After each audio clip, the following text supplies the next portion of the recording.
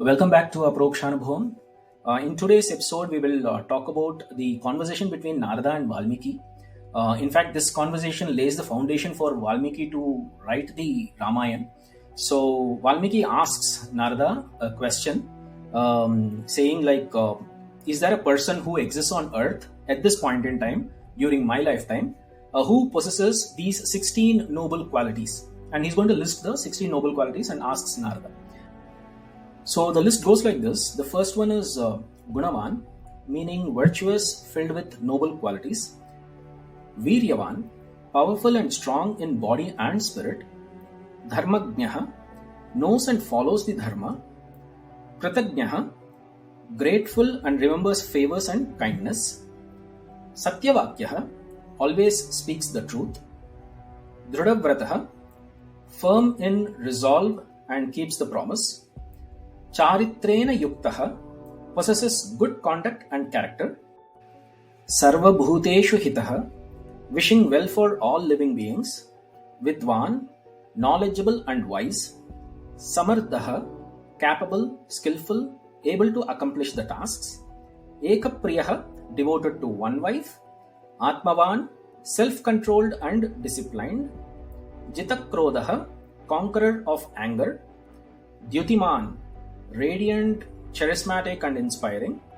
Anasooyakaha, free from envy and jealousy. Kshamaseelaha, forgiving in nature. So these are the 16 qualities that Valmiki calls out and asks for a response. And Narada in turn responds back saying, yes, there is a person named Rama who is the ruler of Ayodhya who possesses all these 16 qualities. And from thereupon, Narada continues to tell the entire Ramayan, which is the story of Rama, to Valmiki the very first time, which he explains certain 100 shlokas. So the entire Ramayan from Balakandam to Yuddhakandam, all the important series of events that takes place in Rama's life is being compiled in 100 shlokas by Narada to Valmiki.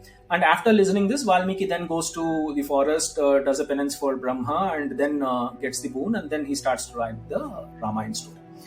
So now what we'll do next is, looking at these 16 qualities, right? I want to pick up one particular incident from Ramayan which displays this particular quality at that point of time in that incident. Okay, so there are like numerous examples for each of these traits that Rama displays throughout Ramayan, but for the practicality purpose, I'm going to just pick up one random, any one of them, because all of them are equally good. So I'm just going to pick one and then explain it for this each quality. Okay, let's get into that. So the first one is Gunavan, which means virtuous and noble in character. So for this, I'm going to pick up from the Ayodhya Kandam. As you all know, Dasharatha tells Rama that he has to get ready for the next day, wherein he'll be placing the crown on Rama's head and making him the king of Ayodhya. And Rama says okay to it, and he leaves the place. And within a span of few hours after that confrontation happens between Dasharatha and Kaikeyi, Rama is again called back by Dasharatha and Kaikeyi. Sumantra brings him back to the place, and Kaikeyi says that Rama, you have to leave to the forest and live there for 14 years, and I want to make Bharata as the king of Ayodhya. And Rama's face was reactionless even for that. So he treats both becoming a king or going to the forest equally, and all that he does is obeys the orders of his parents. So he treats Kaikeyi also like her own mother, and he agrees to saying that I'll leave to the forest, and later on he moves to forest along with Sita and Lakshmana. The point to be stressed out here is the character or noble quality that Rama displays, like obeying the orders given by the parents without having any argument or confrontation with them. Okay, so that is Gunavan.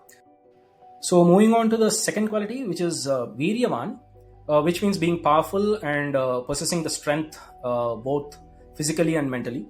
So for that, let's go to Aranyakandam, wherein Rama confronts the 14,000 Rakshasas along with Khara and Dushana brought by Surpanaka. So at that particular episode, Rama actually asks Lakshmana to take care of Sita near the cave, and he says that he alone, all by himself, will fight the 14,000 odd Rakshasas. And he does that single-handedly in a span of 72 minutes. Okay, this is all recorded from the Valmiki Ramayan, and that shows the strength that Rama possesses in fighting these demons and monsters. So that is an example for Viryavan. So let's move to the next one. The next one is Dharmajnaha, which is knower of Dharma. So for this, let's now jump into Yuddhakandam, wherein Rama, before the beginning of the war with Ravana's army, right? Rama actually assembles all the Vanaras and he speaks to them. He says that there can be situations wherein the Rakshasas might disguise themselves as Vanaras and join your group, but you should never cross the line. Meaning, he's telling to the Vanaras that Vanaras should not do this kind of practice, disguising themselves as Rakshasas or like cheating them and then killing those Rakshasas. So he says that do not do that for two reasons. One, he wants to stick to Dharma and fight the battle also with the same quality of Dharma. And second, even by accident, he doesn't want to harm any Vanara who, if they are disguised in Rakshasas, he might think that it is Rakshasa and kill him. So he doesn't want to make any such mistakes. So for these two reasons, he says that not to do this. Okay, so he sticks to Dharma very religiously, not just in that instant, but throughout his life. And that's why we all see Rama even till date as a noble character. Okay, so now, fourth one, Kritajnaha. So for this example, now let's shift a little bit back to Sundarakandam. So we are actually going forward and backward with traversing all the Ramayana Kandas. So now let's go to Sundarakandam. Here, after Hanuman's return from Lanka, finding where Sitama is, Hanuman comes back and comes in front of Rama, and he says the whole episode, what happened in Lanka and where he found Sitama. Then the immediate response for Rama is like his heart is fully filled with joy and happiness, and he says that Hanuman, for the kind of help that you have done so unselfishly, I cannot repay you in any form. Okay, so even if I give the entire Ayodhya kingdom to you, that also is not sufficient. So you have done such a great favor for me, and all that I can give you back is a warm hug. So this is the second instance wherein Rama actually hugs someone. In the very first time, it's in Kishkinda Kanda where he hugs Sugriva, and second time in Sundarakandam he hugs Hanuman after his return from Lanka. So that tells about the Kritajnaha quality in Rama. The next one is Satya Vakyaha, and we have like plenty of examples for this, and I'm just going to pick one. Rama actually promises the sages and rishis in the Dandakaranya forest that he is going to protect all these innocent people, the rishis, even the animals and all that, from the Rakshasas who were torturing them for so long. So he takes that oath and he promises them. And interestingly, there is a nice episode on this part, and there's an extension for this, which I have recorded in a separate video, where you can watch the promise what Rama makes, and he sticks to that promise. And for that, Sita actually raises a concern, and she tells a beautiful analogy and a story for that, and tries to ask Rama, and she feels a little uncomfortable for the promise that Rama has done. And then Rama's response to it. So it's an interesting episode which you can see in detail in another video. Probably I'll try to put that link here in the description. But the point I want to make here is when he promises something, Rama sticks to it. That is what makes his quality, the noble quality in him, stand out. So he promises all these rishis and the sages, saying that he's going to protect them from these Rakshasas, and he does that job for them. Okay, so that is Satya Vakyaha. Next one is DrudaVrataha. Which means very firm in resolve. Okay, if he takes a stand, he's going to stick to that no matter what for that. So here, the episode of Rama, Lakshmana and Sitama coming to the forest, and Bharata, after knowing this news, he gets very upset with his mom Kaikeyi, and brings all the family members along with the people of Ayodhya and walks into the forest. And in Chitrakoot, he meets Rama, and he pleads Rama to come back and take the kingdom back, and he doesn't want to have that kingdom in this manner. And so Bharata requests in all different forms, and there is an extraordinary debate that happens between Rama and Bharata. And you have to actually read the conversations in Ramayan. It's splendid, I would say. In that conversation, with all the logical points that Bharata brings in, and Rama again counters it, but he sticks to that point that Dasharatha has given these two promises to Kaikeyi, and Rama wants to fulfill those at any cost. So he wants to continue living in the forest for 14 years and he sticks to that. Okay, so that is DrudaVrataha. Moving on, we'll go to the next quality, which is Charitravaan. So for this, I'll move to Yuddhakandam again. So after the battle is completed and Ravana is killed, the leftover Rakshasas and all there, they were all so scared what happens to them. But Rama actually forgives all of them. Okay, so he asks his army to no longer continue the battle. Don't kill anybody, don't destroy anything, stop it there, and he makes Vibhishana the king and let him rule the Lanka. So it tells that the enmity, whatever he had, was for a particular cause, and that has been fulfilled, and he has conquered that particular thing, and then he forgives rest of the folks. There is no more enmity to continue. Okay, so for that I have chosen this for Charitravaan. The next one is Sarvabhuta Hitaha, so which means well-wisher for all the beings. So here there are multiple things which I think will be very apt if I go to Aranyakandam. So Rama, when he is spending his time for 14 years in the exile, he has met so many different kinds of beings there. Okay, starting from his meet with Guha, the person who actually crosses the river for Rama, Lakshmana and Sitama to the other shore in the Ganga. So he meets him and he treats him the same way. And then afterwards he meets a lot of sages, Sutikshana, Sharabhanga, and even also the old woman Shabari as well. And meeting all these people, and then he again meets Vanaras. Okay, and in between he also meets the monsters like Kabandha. All these people, wherever he meets, right, he has actually made an impact in every part of his journey. Okay, even for Kabandha, though he was a monster, he has provided the salvation to that after it has been the curse has been removed from it. So like that, and if you also observe when Jatayu got killed by Ravana in trying to save Sitama, right? When it was in the last moments of its life, it told whatever information that it had to Rama.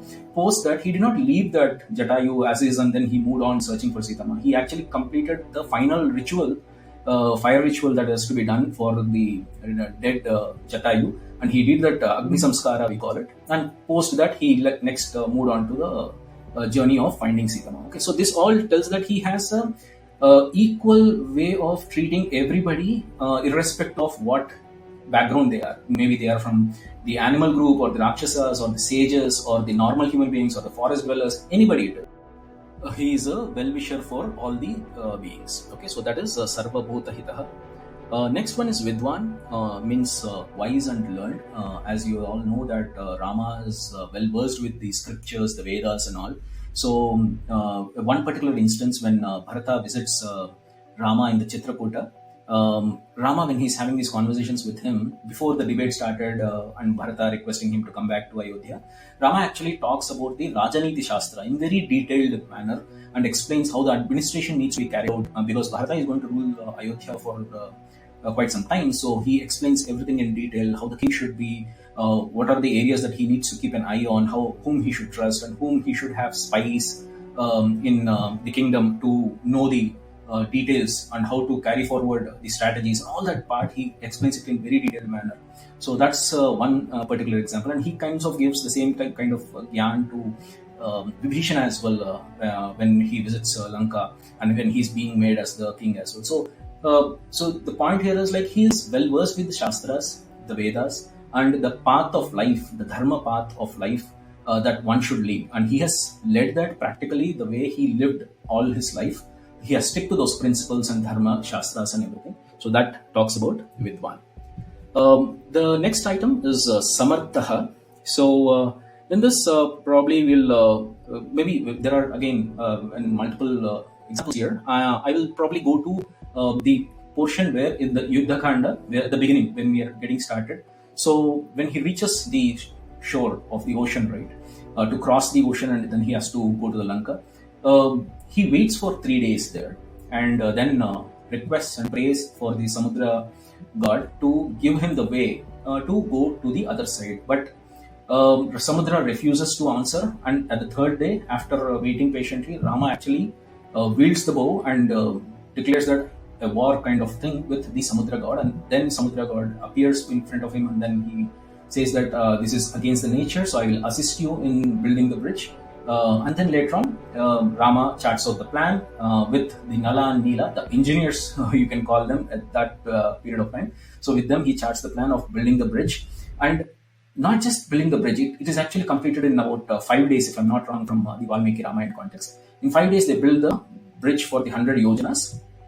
And post building the bridge, he also accompanies the entire Vanara army such a way that he and Lakshmana sits on the shoulders of Hanuman, and they walk in between the Vanara Sena, and the whole procession actually moves towards the Lanka. So he keeps an eye on both ends, making sure that nobody is dissatisfied, everybody is well controlled in that manner. But he doesn't get disappointed when there is an impossible task in front of him. Okay, he is capable, he has that ability, and he finds the solution. Okay, in various means it can be it's showing the physical strength or the mental wisdom and intellectual capability, or through the prayers in all different forms.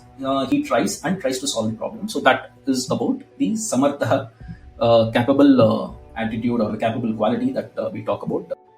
On to the next one is Ekapatni Vrata, which means devoted to one wife, which I don't think that needs an explanation. All his life, Rama was devoted to Sita. After the return to Ayodhya as well, they lived for a very long time together. And then later on, when they got separated and Sita was left in the Valmiki ashram, Rama still continued his vratam, we can call it, being devoted to Sita Ma itself and staying as is in the kingdom, ruling the Ayodhya. So with the point to note here is the father of Rama, Dasharatha, was a Dakshinanayaka, which means he had multiple wives. We just know that the three Varns, Kaushalya, Sumitra and Kaikeyi, but actually, in fact, when you read the Valmiki Ramayana, it says that 360 or 365, if I'm not wrong, were the number of wives that Dasharatha actually had in his palace. Okay, so but even having that way, Rama has treated all of them equally as his own mother, Kaushalya. He has treated the other wives of Dasharatha as well as his own mother. But he continued with his resolve that he will stay loyal to only one wife, that is Sita Ma, throughout his life. Okay, so that is Ekapatni Vrata. The next one is Aatmavan. There are multiple meanings, but the one which we pick here is the self-controlled. And for this, when there is like a deep moment of grief that happened to Rama in the Aranyakandam, wherein Ravana abducts Sita and Rama and Lakshmana tried to find Sita Ma. For a brief period of time, actually, Rama loses his cool. Okay, if you read that particular chapter in Valmiki, it says like a very normal human being, Rama cries out to the trees and the birds and the river everywhere, and he questions them and all. But later, after that point, Lakshmana actually advises Rama and says that you are not supposed to weep like this. Gather the strength, and we will find Sita Ma. Okay, he gives that kind of an advice, and Rama quickly recovers from that situation, and afterwards there is no turning back. From that point in time, he's focused on achieving that particular goal of finding Sita Ma, and he applies these strategies. He makes the alliance with Sugriva's army, and then he goes to the Lanka and destroys the army of Ravana. All that part happens. So sometimes we get disappointed. Okay, sometimes some problems of any person, like a normal human being, actually are overwhelming, and they try to bring you down so badly that it feels that the world is crushing on you. But how quickly you recover back and fight back is what matters. And Rama exhibits that, and he goes through that depression phase and then comes out and then gathers that self-strength and moves forward, right? So that is about this quality. The next one is Jitakrodaha. Okay, so for this, it's about victory over the anger. So similar stuff, but for this probably I'll take the example of his movement to forest, which happened because of Kaikeyi. Okay, but he never had any sort of a grudge or wanted to take any sort of revenge on Kaikeyi. So at one instance, right, in the Aranyakandam, Lakshmana actually suddenly on one day when they were living in the forest, he starts to speak about Bharata. Okay, he says he praises Bharata in front of Rama, and Rama is very happy listening to it. For after a few minutes of discussion, he then turns his direction towards Kaikeyi. Okay, Lakshmana starts to talk about Kaikeyi, and he tries to tell something which makes Rama unhappy. Okay, he actually tries to scold Kaikeyi, all because of Kaikeyi Ma, that we are all suffering like this. She is the evil one or something of that nature. But immediately Rama stops Lakshmana and says, if you want to talk about Bharata, talk for the whole day. I'll be able to listen, praise about it. But if you're talking anything ill about Kaikeyi Ma, please stop there. I don't want to listen to anything. Okay, so he is very firm on such kind of issues, not to blame the parents, whatever kind of decisions they have made in life, but they are still their parents. So he treats them with utmost respect, not developing the grudge or anger sort of things, right? So that is what the Jitakrodaha, control over his anger or victory over his anger. The next one is Dyutimaan, which is radiant or charismatic. So for this, when we see in the Balakandam, when Rama and Lakshmana walks, they are like very engaged when they walked into Mithila along with Vishwamitra. At that time, they have mesmerized all the citizens of Mithila, who, as soon as they started to look at these two young boys, they were like awestruck with their elegance, charm, and the way they walk and carry themselves towards, right? So he's so radiant and vibrant. Even Janaka Maharaja, when he looked at Rama, he sees that it looks like an both lion and elephant qualities, the way he walks with grace and comes forward, right? So he observes that thing in Rama and praises that in front of Vishwamitra. So that is Dyutimaan. The next one is Anasooyakaha. So this means free from envy. So when you see, there are situations in Yuddhakandam or in Sundarakandam wherein there are a lot of things that are being achieved by Hanuman or Lakshmana in the Yuddhakandam when he destroys a lot of Rakshasas. Up until the point where Rama attacks Ravana, nobody has like directly seen a fierce war that happens from Rama's side. There are all these Vanaras actually kill a lot of Rakshasas and all that.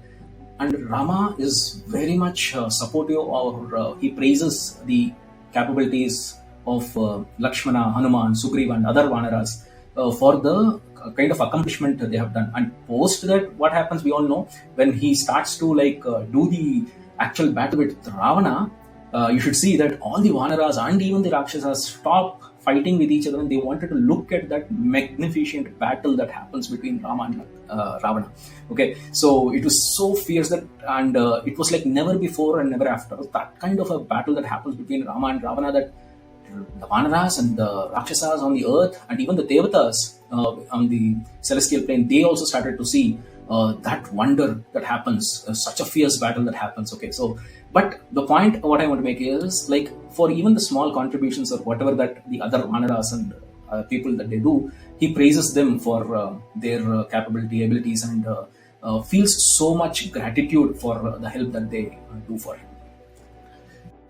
And now coming to the last quality that Valmiki asks was the Kshamaseelaha, which means forgiving in nature. So for this, let's pick up the example from Yuddhakandam. Before the battle starts, Ravana actually sends two of his Rakshasas, Sukha and Sarana, to check the army, the weapons, the strength of the Vanaras and Rama Lakshmana who came to attack the Lankan army. So both these Shuka and Sarana come in a disguised form and they mingle with the Vanaras army, but they are being caught. Okay, so Vibhishana, Hanuman and all, they catch hold of this Shuka and Sarana and they bring them to Rama. And all the important leaders in the Vanarasena, everybody wants to kill them. Okay, but Rama actually takes a decision saying that they will not be killed, and he asks the Vanarasena to actually go and show all the army and the weapons and the strength, whatever we have. He asks them to like show it to both Shuka and Sarana and let them take this information and go and tell it to Ravana. And he forgives them for the act that they did, which they came in a disguised form trying to cheat, but he did not take the step to kill them. Okay, so he has forgiven them, and also not just forgiving them, but also has given the information what the purpose for which they have came here. And then what happens? These two people, Shuka and Sarana, were deeply impressed by the quality, the Kshamaguna of Rama, and they take leave from Rama and they go to Ravana's palace, and then they tell about all this. And then at the end, they try to praise Rama because of this quality, that they spared the life of both of them. And Ravana is so upset at that time. He gets so mad and he's asked them to get out of that place. Okay, so he's very upset. Okay, it's his quality, but the thing is like Rama's quality here, even if they are Rakshasas, but following his way of dharma and life, he forgives them and sends them back. Okay, so this actually now comes to the conclusion of all the 16 qualities, and we have taken some instances, and I tried to keep as much as possible different unique instances in Ramayan as giving the examples for the 16 qualities, but there are numerous examples as we can all see, and when we read through Ramayana we can actually feel all those instances. Okay, so with that we will probably conclude this video and see you again next time. Thank you.